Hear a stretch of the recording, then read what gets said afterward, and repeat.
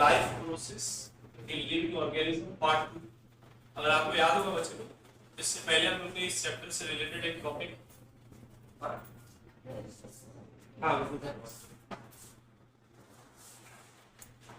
Life process in living organism organism part 2। अगर आप लोग को याद हो बच्चों, इससे पहले हम लोगों ने एक चैप्टर पढ़े थे life process in living organism part 1 लिया, जहां पर हम लोग देखे थे कि किस तरीके से हम लोग के बॉडी के अंदर हम लोग अलग अलग एनर्जी वाले सब्सटेंस को यूटिलाइज करते हैं, फूड को यूटिलाइज करते हैं और एनर्जी प्रोड्यूस करते हैं।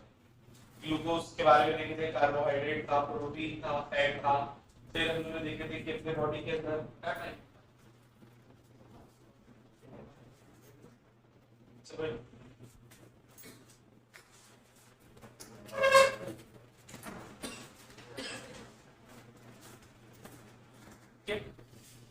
तो इससे रिलेटेड एक चैप्टर आप लोग ने सेकंड वाला पढ़े, जहां पर हम लोग ने लाइफ के कुछ प्रोसेस के बारे में पढ़े। अगर आपको याद हो तो इस चैप्टर की कहानी 8th स्टैंडर्ड से स्टार्ट, 8वीं में हम लोग ने इसी नाम से एक चैप्टर पढ़े थे life process in living organism, जहां पर आप लोग ने लंग्स और हार्ट के बारे में पढ़ा कि ह्यूमन बीइंग के अंदर किस तरीके से रेस्पिरेशन होता है और किस तरीके से सर्कुलेशन होता है।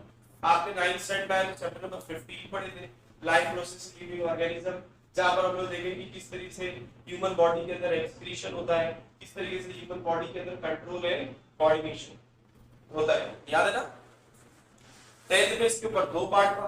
पहले पार्ट में हम देखेंगे कि किस तरीके से हम लोग एनर्जी बनाते हैं।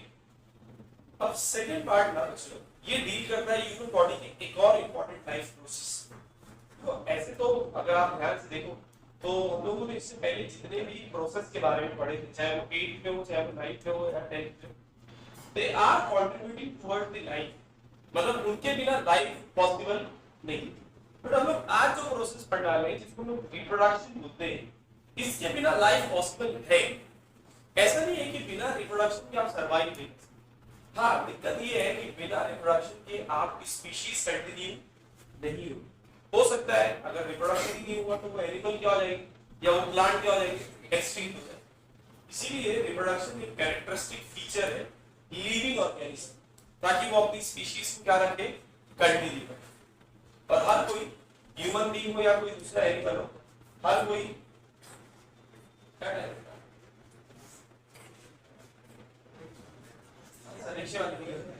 मैं टाइम पूछता था। चल,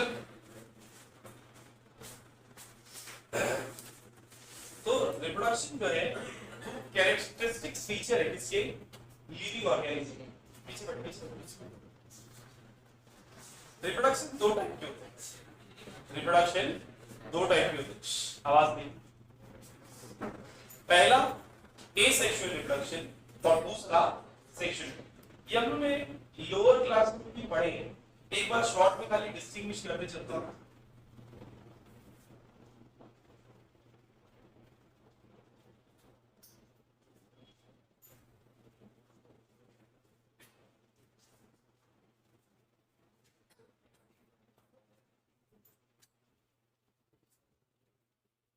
जब भी एक सेक्सुअल रिप्रोडक्शन होगा ना, चलो उसके अंदर सिंगल पेरेंट इन्वॉल्व, क्या होता है, सिंगल पेरेंट, एक ही पेरेंट इन्वॉल्व।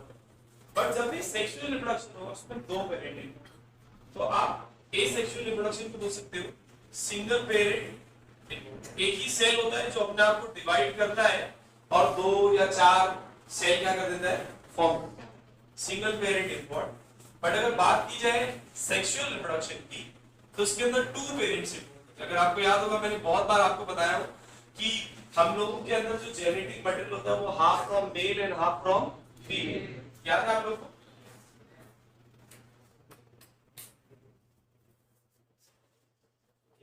एक के बाद एक आगे धीरे-धीरे, ठीक है, half from male and half from, मतलब हम लोगों के पास जो जेनेटिक मटेरियल आता है वो आधा मेल की तरफ से और आधा फीमेल। हम लोग सेक्सुअली रिप्रोड्यूस हो रहे हैं तो 2 पेरेंट इन्वॉल्व है, male and, but asexual reproduction में single parent involve. Single parent involve, two parent involve, ठीक है। यहां पर देखो सेकंड जो है बच्चों, अगर बात करें ए सेक्सुअल रिप्रोडक्शन की तो इसमें गैमेट फॉर्मेशन टेक प्लेस नहीं होता, क्योंकि भैया गैमेट कब बनते हैं, जब हम लोग को दोनों जगह से जेनेटिक मटेरियल चाहिए तब ना। यहाँ तो एक ही पेरेंट है, वही डिवाइड होगा। गैमेट में नंबर ऑफ क्रोमोसोम क्या हो जाते हैं, हाफ हो जाता है। यहाँ पर नंबर ऑफ क्रोमोसोम को हाफ करना है क्या आपको, नहीं सर, वही सेल बस अपने को डिवाइड करना है, एक से दो बनाना है, नंबर ऑफ क्रोमोसोम को हाफ, तो no gamete formation take place, no gamete formation take, no gamete formation take place. Sir यहां पर क्या होगा, गैमेट फॉर्मेशन टेक प्लेस। अब जाहिर सी बात है भैया, अगर गैमेट ही नहीं बनेंगे तो फर्टिलाइजेशन होगा क्या, फर्टिलाइजेशन का मतलब क्या होता है, fusion of male and female gamete. जब मेल और फीमेल गैमेट कंबाइन होते हैं बच्चों, इस फिनोमिना को हम लोग क्या बोलते हैं, फर्टिलाइजेशन। अच्छा यहाँ गैमेट ही नहीं बनेंगे तो यहाँ फर्टिलाइजेशन भी होने वाला नहीं, नो फर्टिलाइजेशन, ठीक है।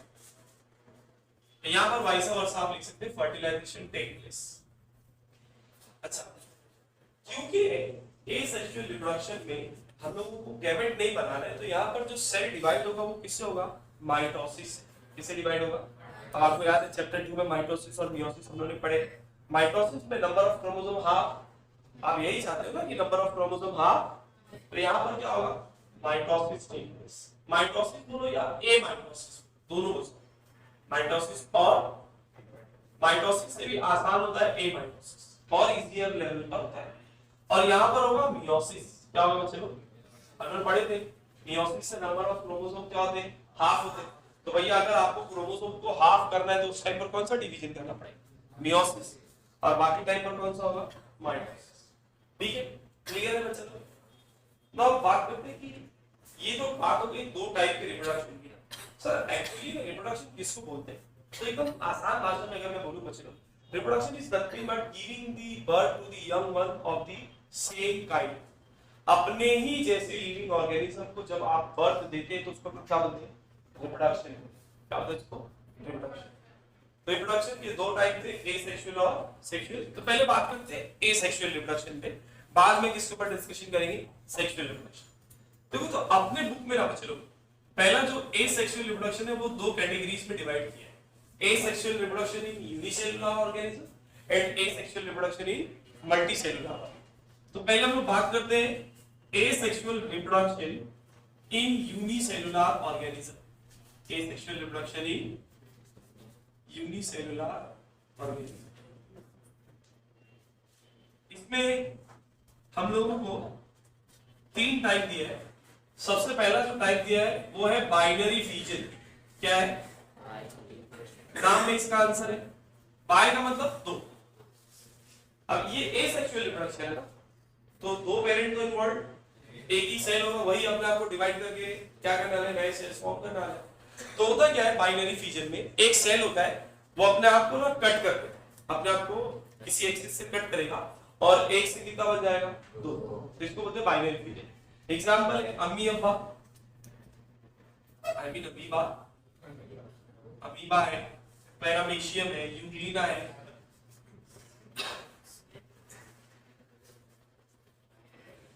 देखो अमीबा तो शेपलेस होता है, अमीबा कैसा होता है, शेपलेस, उसका कोई शेप नहीं।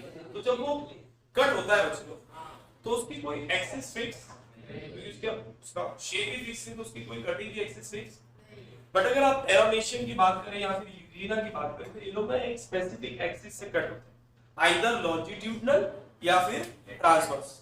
अगर मैं बात करता हूँ पैरामीशियम की तो आपको याद होगा पैरामीशियम चप्पल के जैसा दिखता है, तो वो ऐसा डिवाइड होगा, इसको बोलते हैं ट्रांसवर्स एक्सिस, इसको क्या बोलते हैं।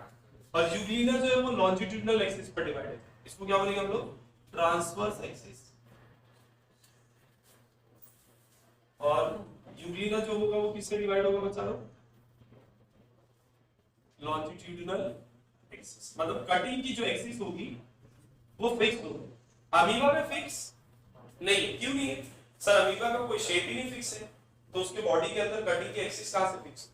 बट पैरामीशियम है, यूग्लिना, इनके अंदर जो कटिंग की एक्सिस होती है वो क्या होती है, फिक्स होती है। ये लोग अपने आप को एक स्पेसिफिक एक्सिस से कट करेंगे और एक से कितने बन जाएंगे, दो।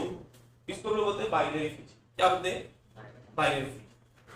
दूसरा आता है मल्टीपल फीचर। दूसरा क्या चलो, मल्टीपल फीचर। इसका एग्जांपल भी अमीबा ही है। अमीबा बाइनरी फ्यूजन भी परफॉर्म कर सकता है और मल्टीपल फ्यूजन। क्या होता है, जब फेवरेबल कंडीशन नहीं होता, जब फेवरेबल कंडीशन मतलब अमीबा को ग्रो होने के लिए जब सफिशिएंट अमाउंट ऑफ न्यूट्रिएंट या जो भी डिजायर प्रोडक्ट है वो नहीं ऑब्टेन होते, तो अमीबा क्या करता है, जो उसका सीरोपोडिया है, सीरोपोडिया आपको मैंने चैप्टर 6 में पढ़ाया था, फॉल्स लेग, उसके पास पैर तो है नहीं, वो अपनी बॉडी को ही कॉन्ट्रैक्ट करके क्या करता है, आगे बढ़ता है, उसको बोलते हैं सीरोपोडिया। क्या बोलते हैं इसको, तो वो सीरोपोडिया से क्या करता है, एक कवरिंग बनाता है, एक हार्ड कवरिंग बनाता है, जिसको हम लोग बोलते हैं सिस्ट। क्या बोलते हैं, मान लो कि भैया ये अमीबा है, ठीक है बच्चों, तो ये अमीबा अपनी बॉडी को ऐसा फोल्ड कर देगा और क्या बना देगा, सिस्ट बना देगा। ये हार्ड कवरिंग को क्या बोलते हैं हम लोग, सिस्ट। और इसके अंदर जो न्यूक्लियस है ना, वो डिवाइड होकर बहुत सारे न्यूक्लियाई बनाएगा। क्या बनाएगा, बहुत सारे न्यूक्लियाई फॉर्म होंगे, धीरे धीरे साइटोप्लाज्म डिवाइड होगा और छोटे छोटे बहुत सारे उसके अंदर अम्यूबिले फॉर्म होंगे। अमीबा फॉर्म नहीं होंगे, क्या फॉर्म होंगे, अम्यूबिले। अब जब भी बाहर की एटमॉस्फेरिक कंडीशन सफिशिएंट होगी कि भैया ये अमीबले बाहर अगर रिलीज करें तो क्या हो जाएंगे, ग्रो हो जाएंगे और अमीबा फॉर्म करेंगे, तो ये सिस्ट जो है ना वो बस्ट हो जाता है। सारे अमीबले कहाँ जाते हैं, एटमॉस्फेयर में, और हर अम्यूबिले डेवलप होकर क्या देते हैं, अमीबा। क्या डेवलप करते हैं, अब ध्यान से देखो, इसमें एक से बहुत सारे बने ना, इसीलिए नाम क्या पड़ा, मल्टीपल फीचर। अरे समझा कि नहीं, देखिए कोई दिक्कत। तीसरा बड़ी, आपको याद होगा मैंने आप लोगों को 9th स्टैंडर्ड में यीस्ट का एग्जांपल दिया, याद है आप लोगों को। यीस्ट जो होता है बच्चे लोग, उसके बॉडी के अंदर एक आउटग्रोथ निकलती है जिसको हम लोग बोलते हैं बड। क्या बोलते हैं उसको, ये बड जो है उसके पेरेंट बॉडी से अटैच रहता है। ग्रो होने के लिए जो भी उसको नरिशमेंट चाहिए वो कौन देता है, पेरेंट बॉडी देता है। जब उसको लगता है कि भैया मैं अब अपने से ग्रो हो सकता हूं, तो वो पेरेंट बॉडी से क्या हो जाता है, डिटैच हो जाता है और एक नया यीस्ट क्या हो जाता है। सेम इंसानों की जैसा होता है ना, हम लोग को जब तक पर नहीं निकलते हम लोग भी पेरेंट के साथ में अटैच रहते हैं। जिस दिन हम लोग को लगता है अब तो मैं कमा लमा सकता हूँ, अपने पैर पे खड़ा हो सकता हूँ, तो हम लोग भी पेरेंट को क्या कर देते, छोड़ देते, करते हैं एहसास करके। हम लोग नहीं करेंगे इंशाल्लाह, ठीक है, समझ में आया बड़ी।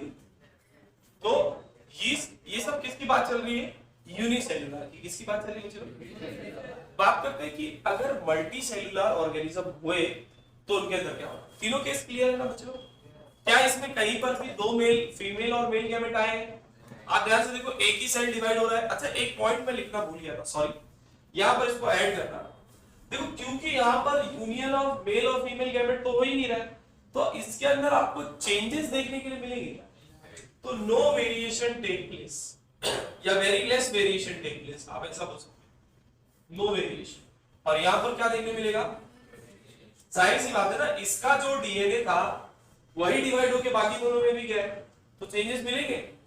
तो सर जब भी एसेक्सुअल रिप्रोडक्शन होगा तो हम लोग को उसके अंदर ज्यादा चेंजेस देखने के लिए मिलने वाला। जैसे कि एग्जांपल है भैया, मैं आपके सामने दो पैरामीशियम लाके रखूं, बोलूं बताओ कौन बाप है कौन बेटा है, आप नहीं बता सकते। क्यों सर, उसका जो डीएनए सेम डीएनए इसका भी है, तो दोनों कैसे दिखेंगे, सेम दिखेंगे। अरे समझा कि बच्चा, ठीक है।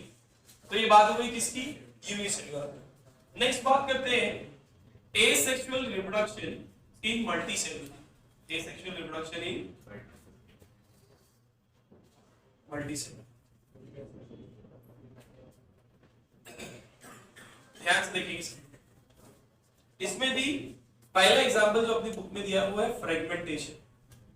अब ये मल्टीसेल्युलर ऑर्गेनिज्म में बच्चे लोग, यूनिसेल्युलर नहीं। इसमें क्या होता है, इसका एग्जांपल आप ले सकते हैं अलगे वगैरह। अलगे में भी एग्जांपल ले लेते हैं स्पाइरोगाइटा। 9th स्टैंडर्ड अगर आप पढ़े हैं, याद होगा हम लोग ने जब किंगडम प्लांटे पढ़े थे तो वहां पर एक एग्जांपल देखे थे, याद होगा। देखें स्पाइरोगाइटा कुछ इस तरीके से दिखता है, ठीक है। इस स्पाइरोगाइटा क्या करता है बच्चे लोग, अपनी बॉडी को मल्टीपल फ्रेगमेंट्स में क्या कर देता है, डिवाइड कर देता है। मल्टीपल फ्रेगमेंट्स में क्या कर देता है, और हर एक फ्रेगमेंट एक नया स्पाइरोगायरा क्या करेगा, फॉर्म करेगा। जब उसको सफिशिएंट कंडीशन नहीं मिलती ग्रो होने के लिए, तो सॉरी जब सफिशिएंट कंडीशन मिलती है कि वो अपने आप को क्या कर सकता है, अच्छे से ग्रो कर सकता है, तो उस टाइम पर स्पाइरोगायरा अपने बॉडी को मल्टीपल फ्रेगमेंट्स में डिवाइड करेगा और हर एक फ्रेगमेंट एक नया स्पाइरोगायरा क्या कर देगा, फॉर्म कर देगा। इस तरीके से इसने क्या किया, रिप्रोडक्शन परफॉर्म कर दिया। सिमिलरली रिप्रोडक्शन का एक और मेथड है जिसको हम लोग बोलते हैं रीजनरेशन। एक्चुअली रीजनरेशन जो है ना, ये रिप्रोडक्शन में काउंट नहीं होता, बट अपनी बुक में दिया है तो उसको हम लोग एक्सप्लेन करते हैं। ध्यान से देखना, लिजार्ड देखे ना आप लोग, लिजार्ड सभी लोग ने देखे। आप देखो जब लिजार्ड को प्रॉब्लम फेस करना पड़ता तो वो अपनी टेल छोड़कर भाग जाता। हाँ, क्योंकि लोग फिर टेल, हम लोग ऐसे ना टेल देख कर रहे होते तो टेल टूट गई बेचारी, वो भाग गई। टेल उसकी रीजनरेटिव कैसी होती है, वो बाद में उसको वापस से रीग्रो कर सकती है। समझ रहा है? तो ऐसे बहुत सारे एनिमल होते हैं जिनके अंदर रीजनरेशन की प्रॉपर्टी होती है। आपको याद होगा किंगडम एनिमेलिया में हम लोगों ने एक एग्जांपल पढ़े थे प्लानेरिया। अगर आप प्लानेरिया को 2 या 3 या 4 पीसेस में कट कर दो बच्चे, तो हर एक पीस एक नया प्लानेरिया क्या करता है, डेवलप करता है। इस प्रॉपर्टी बोलते हैं रीजनरेशन। क्या बोलते हैं इसको? एग्जांपल क्या रहेगा इसका, प्लानेरिया। एग्जांपल क्या रहेगा? सिमिलरली मल्टीसेलुलर ऑर्गेनिज्म के अंदर भी आपको बडिंग देखने के लिए मिलेगी। बडिंग जैसे यूनिसेलुलर में था, एग्जांपल याद रखना, यूनिसेलुलर में यीस्ट था। अगर मल्टीसेलुलर में आपको बडिंग देखना है तो उसका एग्जांपल है हाइड्रा। एग्जांपल क्या बच्चे लोग याद है?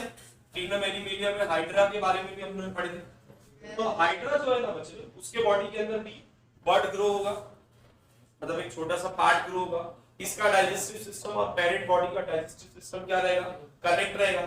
खाना पीना खाएगा कौन, पेरेंट, और न्यूट्रिएंट किसको मिलेगा, बर्ड को। जब बर्ड को लगता है कि भैया मेरे को पर आ गए, मैं ग्रो हो सकता हूं, तो वो बर्ड पेरेंट बॉडी से क्या हो जाता है, डिटैच हो जाता है और एक नया हाइड्रा क्या हो जाता है, ग्रो हो जाता है।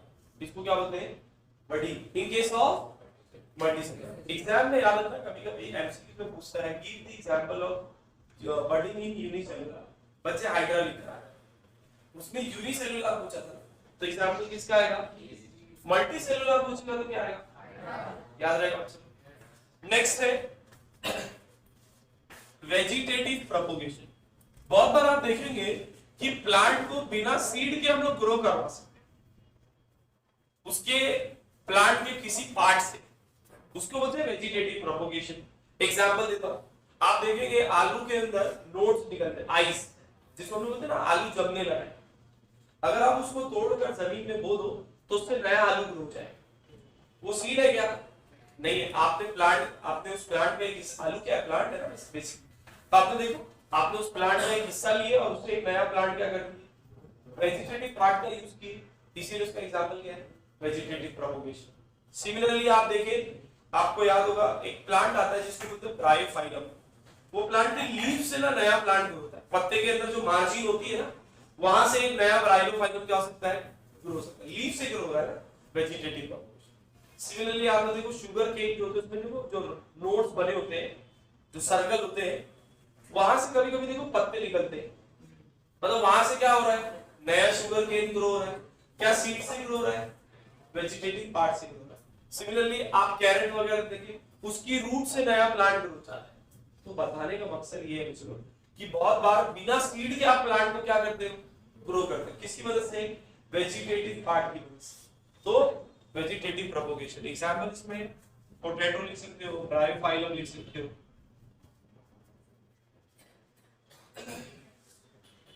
And the last one, spore formation.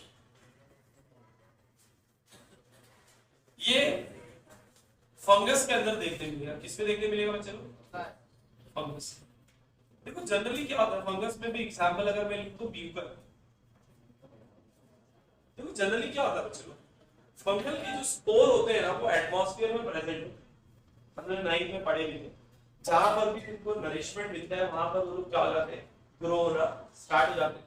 जैसे आप देखो ब्रेड है, रोटी है, चटनी है, जैम है, सॉस है, जेली है, इन सब के ऊपर फंगस आसानी से क्या हो जाता है, ग्रो हो जाता है, क्योंकि एटमॉस्फेयर में फंगस के स्पोर्स क्या है, प्रेजेंट। बेसिकली अगर आप फंगस को देखें रोटी वगैरह पर या ब्रेड वगैरह पर जब वो ग्रो होता है बच्चों, तो ये कुछ इस तरीके से दिखता है।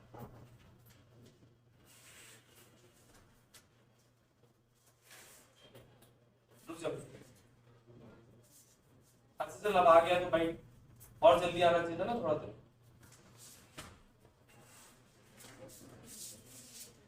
ऐसे स्पोर्स होते हैं, ध्यान से देखो इसको, ये जो सेंटर वाला सर्कल पोर्शन मैंने बताया हो, इसको बोलते हैं स्पोरोंजियम। क्या बोलते हैं इसको? स्पोरोंजियम। इसके अंदर ना माइन्यूट स्पोर्स होते हैं, बहुत सारे छोटे छोटे, इसको स्पोर्स बोलते हैं। क्या बोलते हैं इसको? ड्यूरिंग फेवरेबल कंडीशन, जब सफिशिएंट अमाउंट ऑफ फूड है, सफिशिएंट अमाउंट ऑफ वाटर है, उस टाइम पर ये स्पोरोंजियम क्या हो जाता है? बर्स्ट हो जाता है, और उसके अंदर जो भी स्पोर्स है ना वो सब कहां स्प्रेड हो जाते हैं? एटमॉस्फेयर में। अब जब भी उनको कहीं पर भी नरिशमेंट मिलेगा, नमी मिलेगी, न्यूट्रिएंट्स मिलेगा, वो वहां पर फौरन क्या हो जाते हैं? ग्रो हो जाते हैं। आप देखो ना ब्रेड वगैरह ला के रखो, 2-3 दिन में उसके ऊपर फंगस ग्रो हो जाता है। पहली बार सर फंगस आया कहां से? तो भैया फंगल के स्पोर्स जो है वो प्रेजेंट है एटमॉस्फेयर, हम लोग कुछ नहीं करें, वो एटमॉस्फेयर में है, उनको बस जगह चाहिए जहां पर न्यूट्रिएंट और नरिशमेंट मिल सके, वहां पर वो क्या होने लगे? ग्रो होना स्टार्ट। अरे समझा कि आया?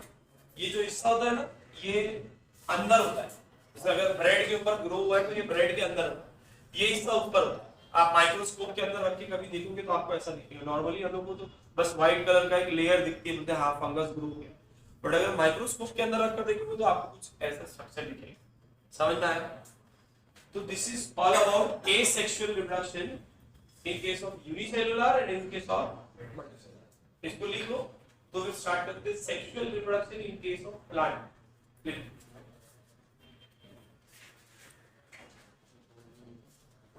यस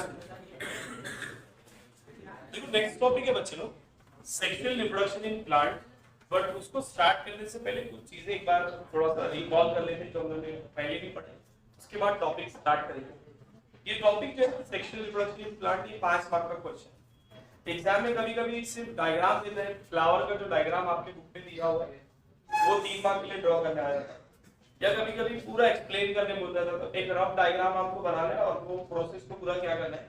एक्सप्लेन करना। अभी हम लोग उसको समझेंगे, बट उससे पहले कुछ चीजों को समझ लो, बेसिक है जो आपको पता होना चाहिए। देखो हम लोग ने पढ़े हैं बच्चों कि जब भी सेक्सुअल रिप्रोडक्शन होता है तो जो जेनेटिक मटेरियल होता है वो आधा मेल की तरफ से आधा है और आधा फीमेल की तरफ। तो वो जो हाफ जेनेटिक मटेरियल लेकर आने वाले सेल होते हैं उनको हम लोग गैमेट्स बोलते हैं। क्या बोलते थे? हैप्लॉइड सेल बोलो, गैमेट बोलो, या जर्म सेल। जैसे हम लोग in case of human being male में उसको स्पर्म बोलते हैं और फीमेल में उसको क्या बोलते हैं? ओवम बोलते हैं। तो भैया गैमेट्स जो होते हैं वो क्या होते हैं? फ्यूज होते हैं। गैमेट्स क्या होते हैं? फ्यूज होते हैं और फर्टिलाइजेशन होता है। जो फ्यूजन ऑफ गैमेट है इसको हम लोग क्या बोलते हैं? फर्टिलाइजेशन, जिसके वजह से क्या फॉर्म होगा? Zygote form. क्या फॉर्म होगा बच्चे लोग? जाइगोट अपने बॉडी का पहला ऐसा सेल होता है जिसके अंदर डिप्लॉइड मतलब नंबर ऑफ क्रोमोसोम्स क्या होते हैं? डबल होते हैं हैप्लॉइड के कंपेयर। समझा मैंने क्या बोला? मैंने बोला कि भैया अपने पास हैप्लॉइड सेल्स थे, ये लोग आपस में फ्यूजन होगा, हैप्लॉइड सेल्स के अंदर क्या होगा बच्चे लोग? फ्यूजन, जिसको हम लोग क्या बोलते हैं? फर्टिलाइजेशन। क्या बोलते हैं? और इसकी वजह से क्या फॉर्म होता है? जाइगोट। क्या फॉर्म होता है बच्चे लोग? हैप्लॉइड सेल मतलब नंबर ऑफ क्रोमोसोम क्या थे? हाफ। नंबर ऑफ क्रोमोसोम क्या थे? और यहाँ पर नंबर ऑफ क्रोमोसोम्स क्या थे? डबल। सही बात है, ये याद है आप लोग को? हम लोग ने लोअर क्लास में भी पढ़े थे, 9th में आप लोगों को समझाया था। माइटोसिस होता है, मियोसिस होता है। माइटोसिस में नंबर ऑफ क्रोमोसोम हाफ नहीं होते, मियोसिस में नंबर ऑफ क्रोमोसोम्स क्या हो जाते हैं? हाफ हो जाते हैं। बहरहाल तो जाइगोट फॉर्म होता है। अब यहाँ पर जरा ध्यान से देखेंगे सभी लोग। बात करते हैं sexual reproduction in case of plant. एक रफ डायग्राम बना रहा हूं जिससे बस खाली स्ट्रक्चर आपको मैं एक्सप्लेन कर रहा हूं, तो खाली रफ डायग्राम है, थोड़ा सा बस समझाने के लिए।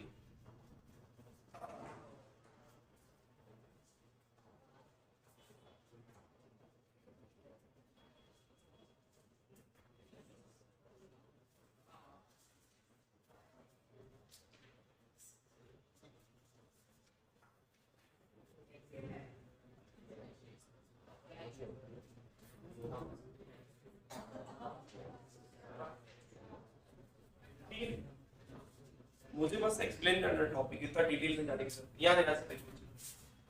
ये जो सबसे बाहर वाला हिस्सा होता है फ्लावर का, देखो flower is the sexual part in case of plant. In case of plant जो सेक्सुअल जो रिप्रोडक्शन परफॉर्म करने वाला पार्ट है वो कौन है? फ्लावर है। बाकी कोई हिस्सा रिप्रोडक्शन परफॉर्म, इसी लोग किसको स्टडी करते हैं? फ्लावर को स्टडी करते हैं। ठीक है, अब ध्यान से पहले अभी हम 15-20 मिनट किस पे डिस्कशन करना है? सिर्फ फ्लावर पे, बाद में आएंगे किसके ऊपर? रिप्रोडक्शन के ऊपर। तो मैं बोलूं कि जो सबसे बाहर वाला पार्ट होता है, जो ग्रीन पार्ट होता है बेस में, उसको हम लोग बोलते हैं कैलिक्स। क्या बोलते हैं उसको? कैलिक्स। और ये जो पंखुड़ी होती है अलग अलग कलर की, उसको बोलते हैं कोरोला। कोरोला नहीं बोलते, कोरोला। ठीक है, और यहां पर बच्चे लोग, इसी में मैं बना देता हूं एंटीना, एंथर बेटा हो एंटीना। ठीक है, इसको बोलते हैं, ये पूरे स्ट्रक्चर को हम लोग बोलते हैं एंड्रोशियम। क्या बोलते हैं इसको? और इसको बोलते हैं गाइनोशियम। ठीक है, आराम से चिल्लाने की जरूरत नहीं। ठीक है, याद रखिए। मालूम है तुम लोग बड़े एक्साइटेड स्टेट पे आ गए हो। ठीक है, मैं एक्साइटेड स्टेट में दिक्कत हो जाएगी। Androecium also known as male whorl. Androecium को क्या बोलते हैं? Mail word. और गाइनोशियम को क्या बोलते हैं? Female word. ध्यान से देखो बच्चों, सबसे बाहर जो था उसको क्या बोलेंगे? कैलिक्स। उसके ऊपर जो रंग बिरंगी पंखुड़ी होगी उसको बोलेंगे Corolla.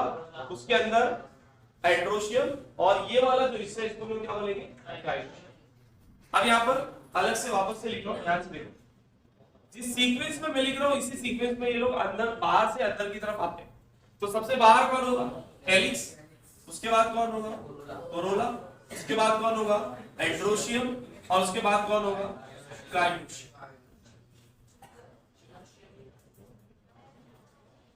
Member of calyx is known as sepals. जो कैलिक्स के मेंबर्स होते हैं उनको क्या बोलते हैं हम लोग? सेपल्स। कोरोला के जो मेंबर होते हैं उनको हम लोग बोलते हैं पेटल्स। सुने होंगे ना क्लास के अंदर हम लोग बोलते हैं ना पेटल्स, पंखुड़ी जिसको हम आजकल, तो पेटल्स। एंड्रोशियम, इसके मेंबर को हम लोग बोलते हैं स्टेमन। क्या बोलते हैं? और गाइनोशियम के मेंबर्स को हम लोग बोलते हैं कार्पल। मैंने अभी आपको बताया था androecium is also known as male whorl. क्या बोलते हैं इसको? और gynoecium is also known as female. देखो ये दोनों जो वर्ड्स है ना, कैलिक्स और कोरोला, ये एक्चुअली में रिप्रोडक्शन में हेल्प करते हैं। रिप्रोडक्शन में reproduction perform, that's why they are known as accessory whorls. इसको क्या बोलते हैं हम लोग? टोटल 4 वर्ड्स है ना, तो ये 2 वर्ड्स को हम लोग क्या बोलते हैं? Accessories whorls. और ये एक्चुअली में रिप्रोडक्शन परफॉर्म करने वाले हैं, that's why they are known as essential whorls. क्या बोलते हैं इनको? याद आएगा? अभी एक्सेसरी वर्ड्स क्या करते हैं? देखो इनका अलग अलग कलर होता है, तो ये लोग बेसिकली इंसेक्ट को क्या करते हैं? अट्रैक्ट करते हैं पॉलिनेशन के लिए। रिप्रोडक्शन नहीं करते, पॉलन ग्रेन को ना ट्रांसफर करना पड़ता है। अभी आगे देखेंगे पॉलन ग्रेन वगैरह क्या, उसको क्या करना पड़ता है? ट्रांसफर करवाना है। तो उसके इंसेक्ट को अट्रैक्ट करना पड़ता है कि इंसेक्ट जब नेक्टर कलेक्ट करने आएगा तो उसके पैर में पॉलन ग्रेन स्टिक हो जाएगा, वो एक प्लांट से दूसरे प्लांट पर, एक फ्लावर से दूसरे फ्लावर पर क्या हो जाएगा? चले जाएगा। समझा कि मैंने क्या बोला?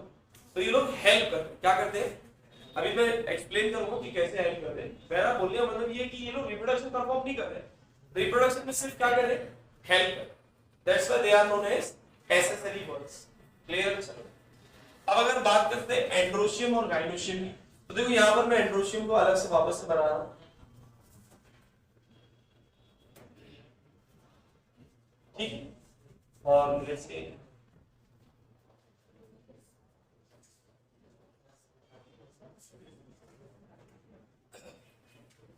ये अपना एंड्रोशियम है बच्चों, और ये क्या है? गाइनोशियम।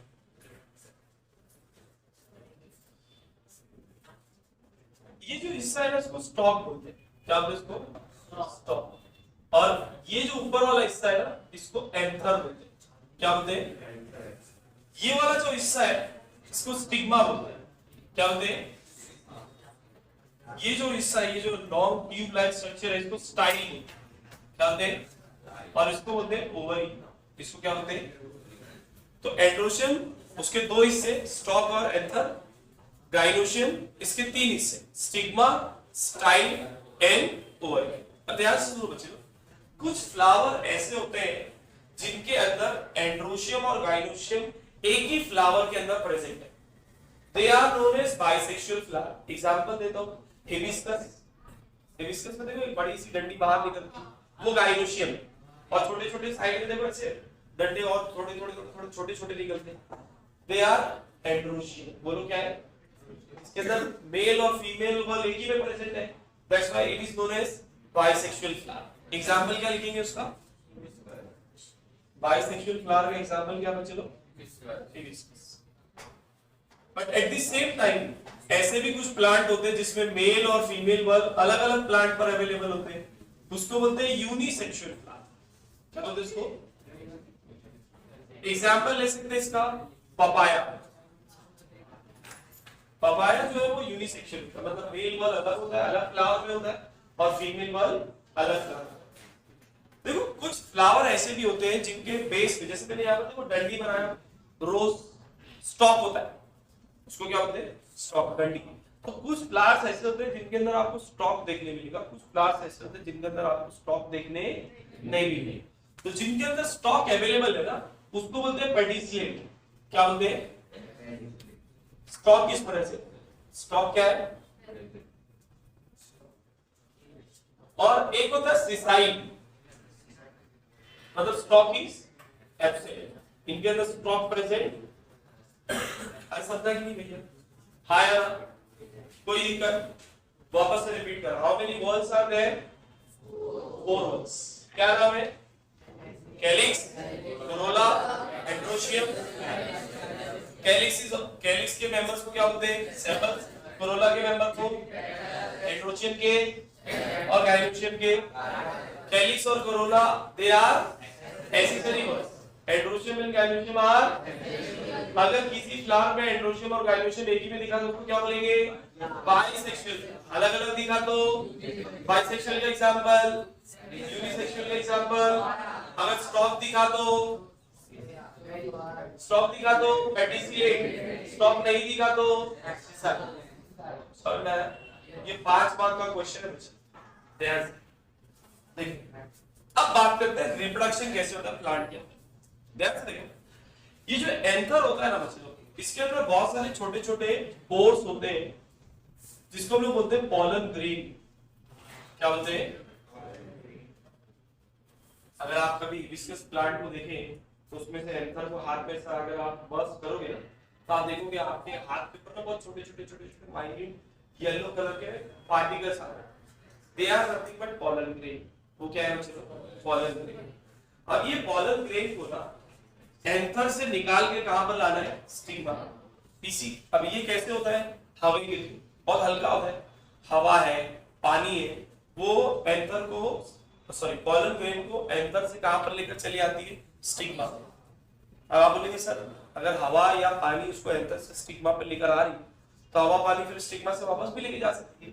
तो स्टिग्मा स्टिकी होता है नेचर, जैसे ही पॉलन ग्रेन उसके ऊपर पहुंचेगा वो उसको क्या कर लेगा? स्टिक कर लेगा। अरे समझ में आया?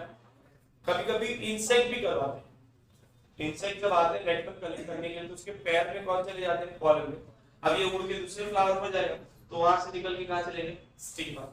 अगर आप लिविंग ऑर्गेनिज्म का यूज करते हैं पॉलिनेशन के लिए तो उसको बोलते हैं बायोटिक। क्या बोलते हैं इसको? प्लांट अगर पानी का यूज हो रहा है, हवा का यूज हो रहा है तो उसको क्या बोलते हैं? एबायोटिक। क्या बोलते हैं इसको? ये जो प्रोसेस है ना कि पॉलन ग्रेन एंथर से निकल के कहां पे जाएगा? स्टिग्मा पे, इसको बोलते हैं पॉलिनेशन। क्या बोलते हैं इसको? What do you mean by pollination? Transfer of pollen grain from anther to stigma. Transfer of pollen grain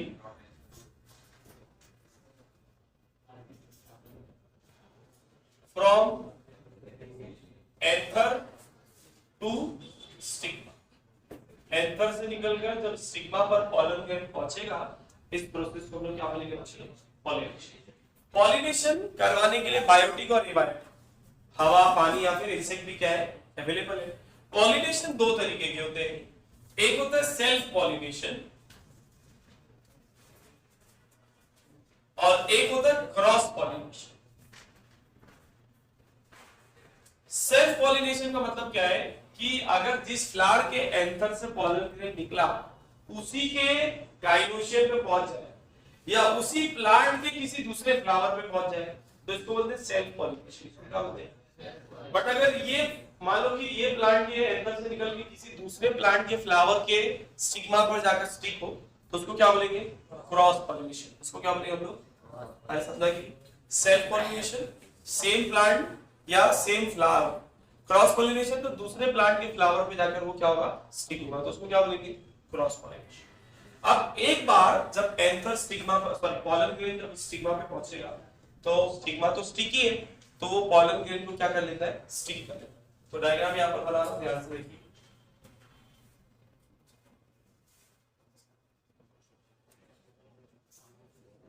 जैसे यहां पर पॉलन ग्रेन आ गया, ठीक है, ये क्या है? पॉलन ग्रेन है। स्टिग्मा जो होता है वो स्टिकी होने के साथ साथ पॉलन ग्रेन को नरिशमेंट प्रोवाइड करने का काम करता है। उसको ग्रो होने के लिए जो कुछ भी चाहिए वो सब कुछ कौन प्रोवाइड करता है? स्टिग्मा। ये जो ओवरी है ना बच्चे लोग, यहां पर एक फीमेल एक्सेल है। क्या बच्चे लोग? एक फीमेल एक्सेल है और दो polar nuclei, two polar nuclei. होता क्या है जब एंथर पॉलन ग्रेन स्टिग्मा पे पहुंच गया है तो स्टिग्मा उसको नरिशमेंट प्रोवाइड करता है, मतलब उसको ग्रो होने के लिए जो कुछ भी चाहिए वो सारी चीज क्या करेगा? प्रोवाइड करेगा। तो इस पॉलन ग्रेन से एक पॉलन ट्यूब रिलीज होता है। क्या रिलीज होता है? जो स्टिग्मा से पूरा स्टाइल को रन करते हुए कहां तक क्या आता है? ओवरी तक क्या आता है? कहां तक क्या आता है?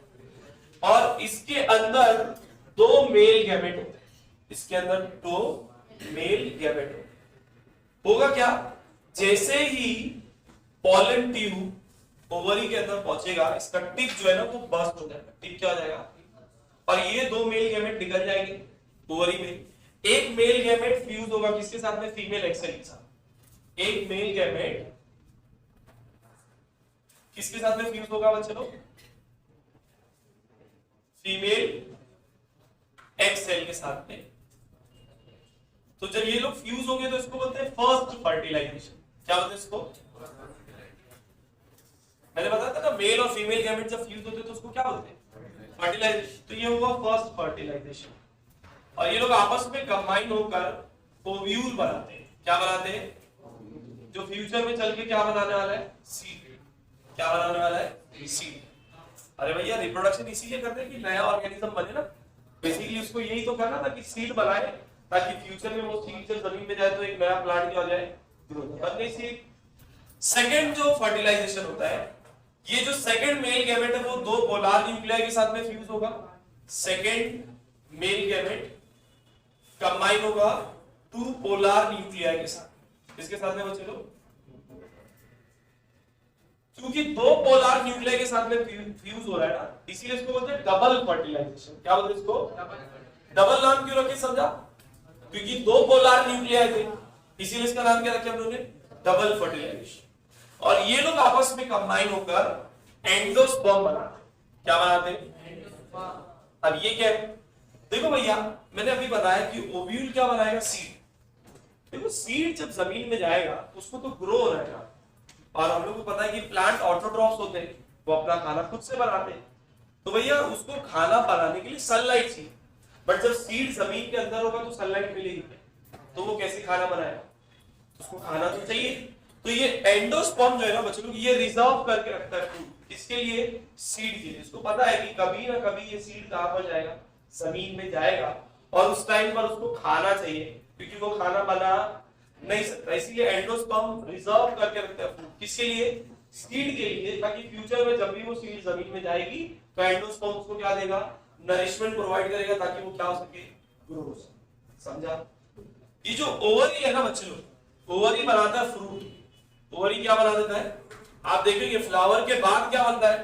फ्रूट। ओवरी क्या बना दिया? फ्रूट। ओवरी के अंदर था ओव्यूल, मतलब उसके अंदर आपको क्या मिलेगा? सीड। ऐसे दिखता है, फ्रूट के अंदर हम लोग को सीड दिखता है। तो ओवरी ने जो है वो फ्रूट का पल्प बनाया, ओव्यूल क्या बना दिया? सीड बना दिया। अरे समझा कि नहीं? इस तरीके से प्लांट के अंदर क्या होगा बच्चे लोग? रिप्रोडक्शन, क्योंकि यहाँ पर फ्यूजन हुआ मेल और फीमेल गैमेट का। दैट्स व्हाई आपको यहाँ पर वेरिएशन देखने के लिए, क्या देखने के लिए मिलेगा? अरे समझा कि? So this is so called sexual reproduction in case of plant.